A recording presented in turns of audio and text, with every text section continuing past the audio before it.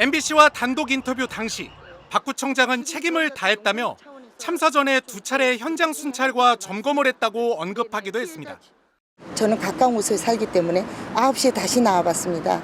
그때 좀 늘었다는 생각이 들었지 이렇게 폭발적으로 늘 거라고는 예상을 못했죠. 하지만 거짓 해명으로 드러났습니다. 박 구청장이 첫 번째 순찰에 나갔다고 밝힌 건 밤 8시 22분. 하지만 같은 시각 CCTV를 보면 박 구청장이 수행원으로 보이는 남성과 자신의 자택으로 들어가는 모습이 보입니다. 그냥 이태원 근처에 있는 집으로 귀가했을 뿐이었던 겁니다. 취재팀과 인터뷰에서 언급한 밤 9시경 나온 모습은 보이지 않았고 두 번째 순찰 시각이라고 공식 설명한 9시 30분에도 집 밖으로 나오지 않았습니다. 박 구청장이 모습을 드러낸 건 참사 발생 44분 뒤인 밤 10시 59분입니다. 모처럼 박 구청장 스스로 밝힌 시각과 일치합니다. 내가 현장에 출동한다. 그리고 도착한 게 10시 59분입니다. 그때부터는 제가 이제 통제했죠.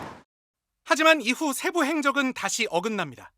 용산구청에 따르면 박 구청장은 아침 7시 반까지 현장에서 지휘를 했습니다.